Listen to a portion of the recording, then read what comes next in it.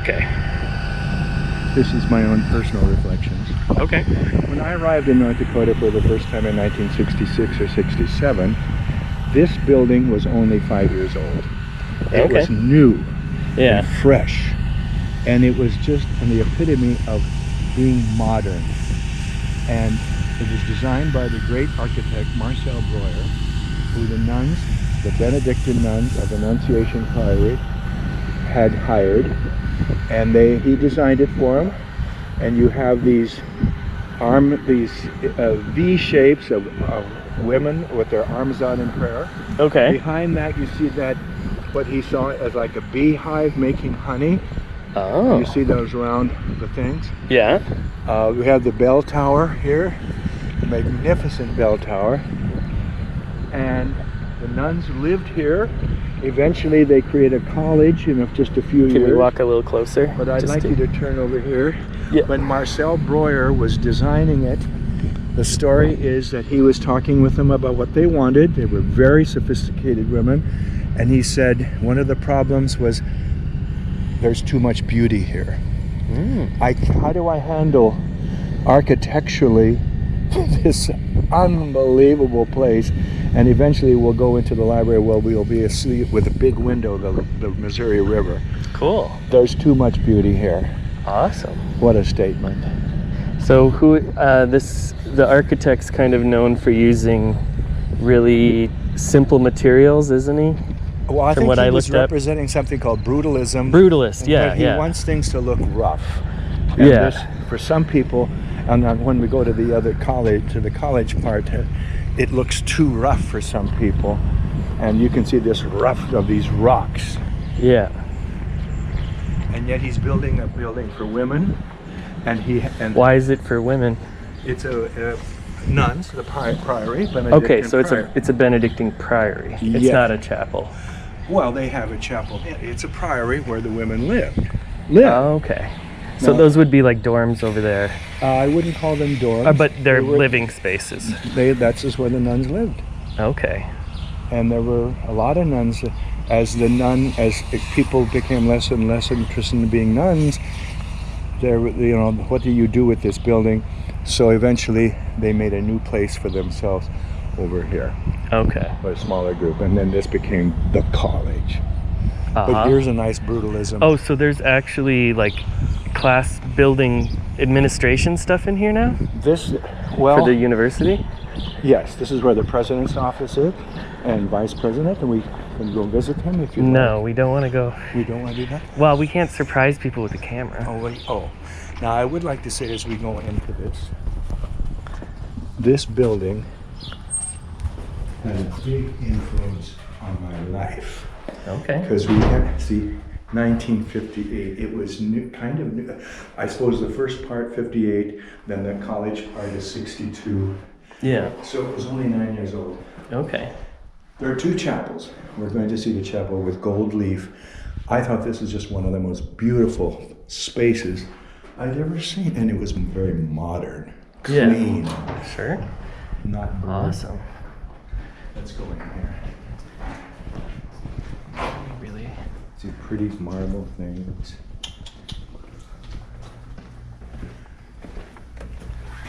I can't tell where the glass is and where. Okay, so this is the chapel. This is a chapel, a little chapel. Marcel Breuer had designed this.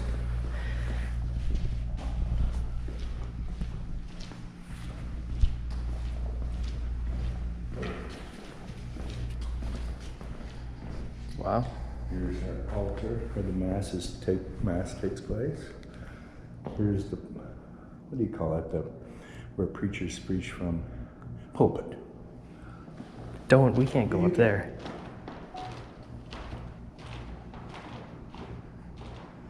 There's a skylight up here. Are we really allowed up there now? So we're getting natural light.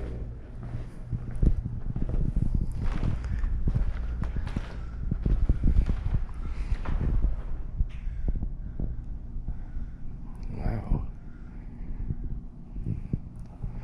Very amazing. This is very that sense of the new Catholic Church, 1950s, modern. It wants to look modern. It wants to look clean, sophisticated. Look, like that crucifix is just kind of abstract. Gold. And then eventually, in 58 actually, John the 23rd is elected as Pope. And he's the one that opens things up. He calls for the meeting of all the bishops of the world to do what they call Vatican II, to make it more modern, more open to the world, and less old-fashioned. So you can see there's this Vatican II spirit here, even though that hasn't started quite yet. But boy, is it modern. Wow. So when Bonnie took me up here, my spouse brought me up here in 1966, I was impressed with how beautiful this is and how, if you wanted to bless yourself with the water, this is their little dish. As you can see, it's very clean. It's got glass, and so it's, even this looks nice, doesn't it? Yeah, simple. This little side. Very nice.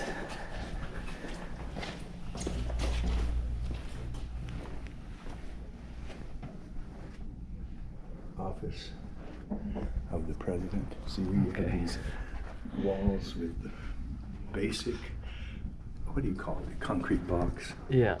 But you have these little edges where a very old-fashioned, I'm sure that's an original carving from 1312 or something like that.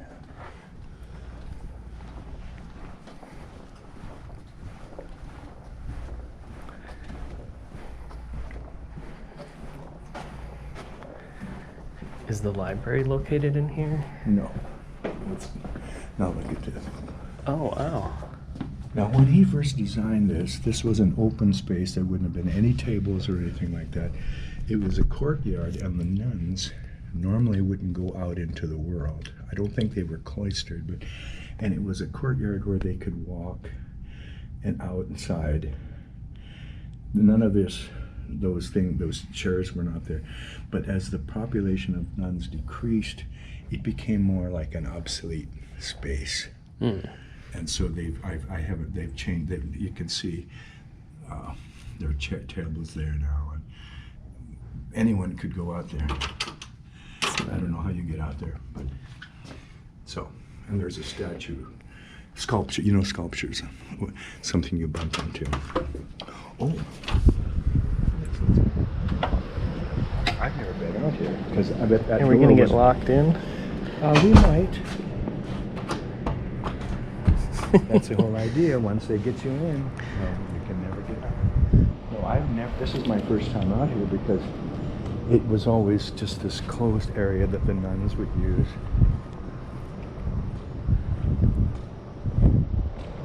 I think the cafeteria. I used to eat the cafeteria a lot. Here is a sculpture of somebody. I'm not sure.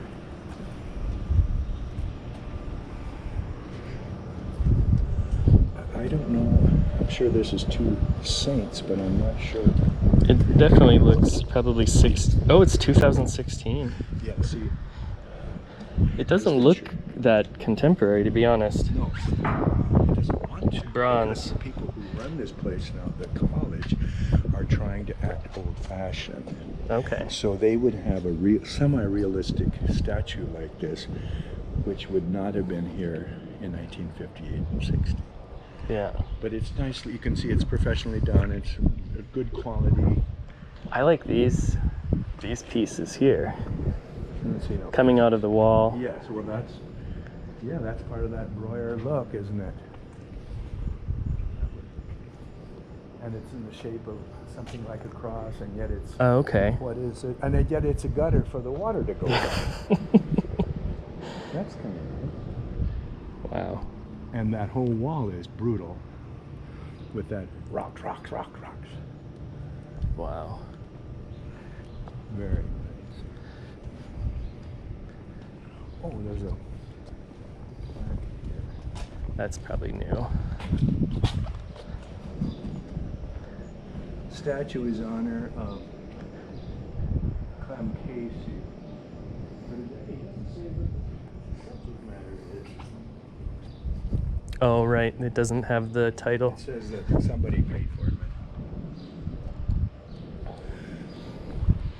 Yeah, that would be good. One of the aesthetic questions that these people now would have is, how do you have like sculpture art, but you want it to look more traditional than that older look? Yeah. See, if they were going to design a chapel, that gold leaf chapel would not be designed today. No. And the crucifix that's up there is so It's abstract awesome. and neat and Yeah. looks nice. Very good. Now, when we go into the next chapel, you're going to see this window. Okay.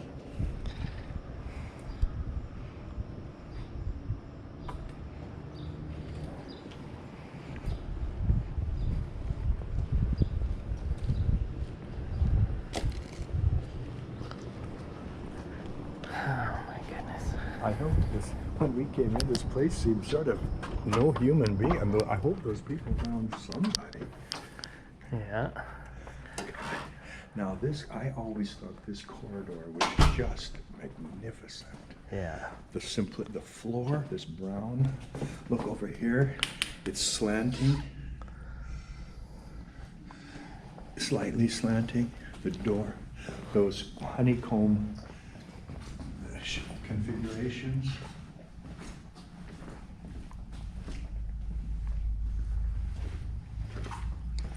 You have a little fountain when you leave. Let's say if people were in a mass, they would leave here. That isn't holy water in the sense, I'm sure it's not blessed by a priest like that little dish you saw was, but this is simply a water fountain, which is pretty in itself. But you exit with those nice arms outstretched. Now, for some reason, I hope this isn't closed up. No way. Are you kidding? This is another chapel. And when I say that window outside, Right. Breuer put pinks and blues, he said, to reflect the morning sun. And over here, the sunset over here. Uh-huh. The westerns. Once again, you have the water. This is the water that was blessed by the priest. Mm-hmm. And we can walk down here.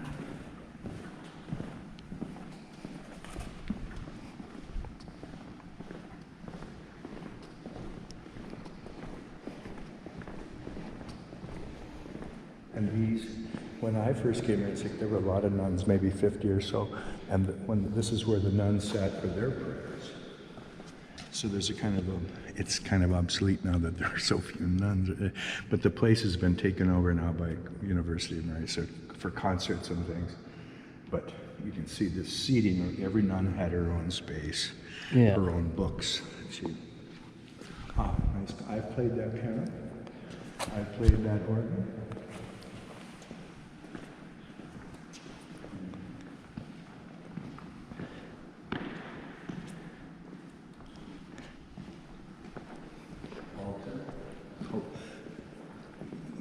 Pulpit. Nice that they have their candle lit all the time.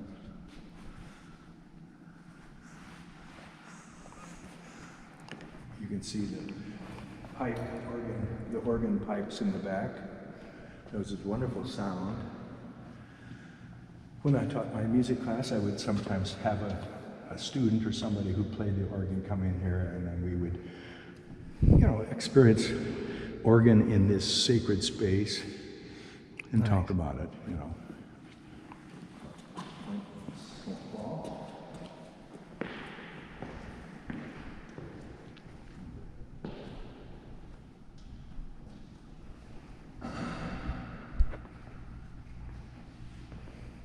What's that chair all about? What was that? What's this chair all about? Well, the priest, when he is not up there, he can sit down. When he's giving his sermon or reading, he's over there. This is his home base to sit. Nice chair, huh? I bet it's been there. I bet that's the original design for that. Yeah. So this is sunset, and then this is sunrise. That's east. Pink for the morning sun.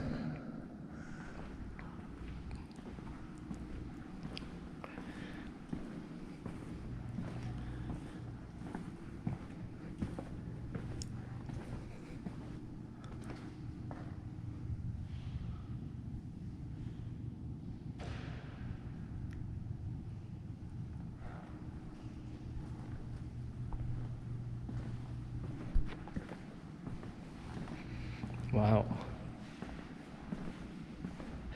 I'd never been in this one. I'd been in the smaller one. What was that? I'd been in the smaller one before, but never the larger one. Oh, really? Okay. Yeah. I thought I saw a step. And then the pews. Now, all of these would have had kneelers. Right. But since, as the church became less, more freed up, kneeling, so all of the kneelers have been taken out. And it's partly because this is used for concerts. I've seen a couple of, Sarah's been here for a couple of opera performances. I'm all in the night visitors, but the kneelers are gone, which makes it seem, for conservatives, less Catholic. It says, how do we re-establish the old church? And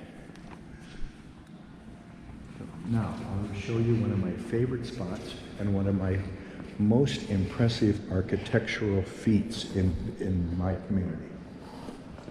I love this.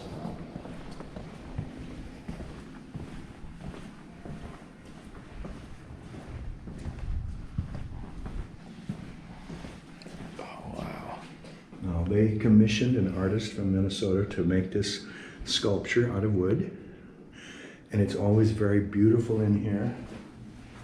And they got some wheat plants.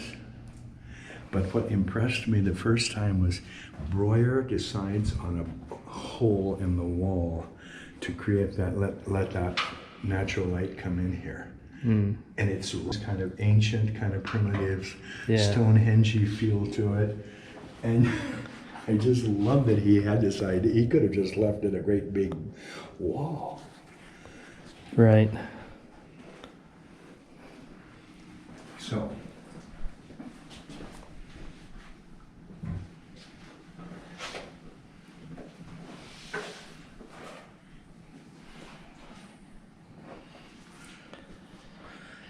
then you can still view outside. So what's the purpose of like a smaller area like this?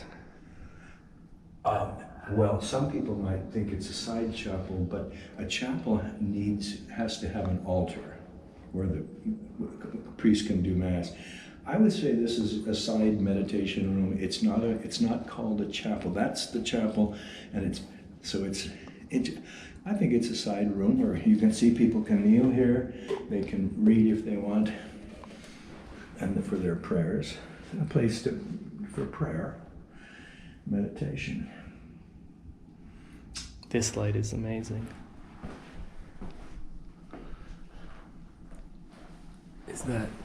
That's literally just a bulb. That's not a skylight, is it? No, but it looks like the light shining through it here. It really looks like sunlight. I know it, yes. Right here. Yes. And that, of course, was designed by the architect. And it's made to look like sunlight. What a cool move.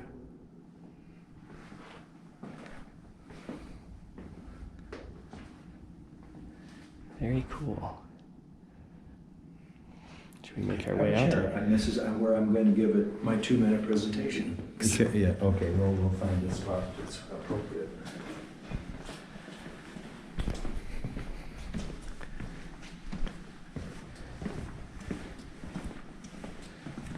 Another nice place for a sculpture. Something to sit. There's candle. Oh! No. You see on the wall are those little spots. Yeah. Every church, every Catholic church is supposed to have on the walls the 14 stations Oh, of okay. the Passion of 14 stations. Stations of the Cross. Yeah, Stations of the Cross. And usually they're super realistic and horrible, ugly, but because it's such a modern place. Those are the stations. They are the stations with numbers, but they are not represented literally. So this is station. Do they have a number on there? I Or this is think just a cross, yeah. I think, let's see, I thought they all had it. Because they're trying to say that these. Maybe the numbers on the side, or. That's kind of.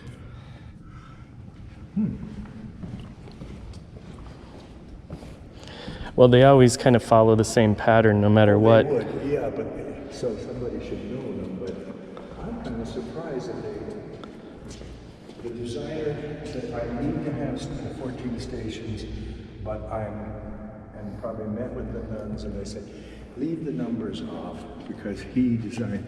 Those are obviously stuck on this wall, and there's some on the other side. Yeah. Very nice.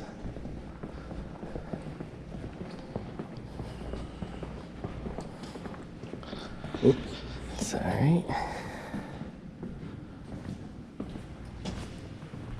I bet this is where people did their confessions. Okay. Because it's a chapel, a real church, actually, where people, it has an altar, it has the 14 stations, it would have a place for confessions. I don't know how this works. Kind of creepy.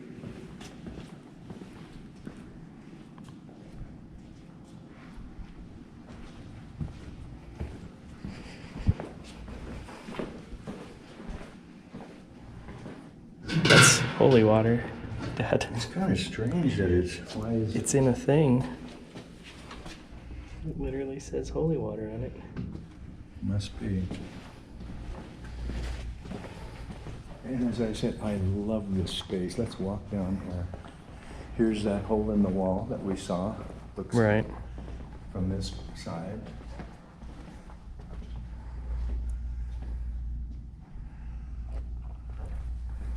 These are cool too. Now beyond here, this is where the nuns actually lived. They were living in the... Mm-hmm. Now I think different staff, people that want to live here, but you can see it's starting to look, it's 50 some years old. It's starting to show its age. But this is another little courtyard, but they haven't turned it into something. I bet they're debating, what do we do with that? And it's possible that most of those rooms are empty now because the staff don't want to necessarily live here. They should do an artist residency there. Well, but look how nice that beehive look is. Yeah.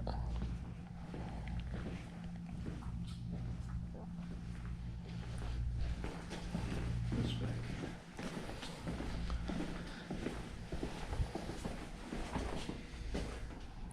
Okay, I've been back there, but I don't know. And then there's a little old print here. 1964. Oh. Nice woodcut. Yeah, I'm sure it's done by a... Does it say who the artist is? Sister Mary Charles did that in 1964. The Seat of Wisdom. I like that woodcut. I wonder if they had a print shop here.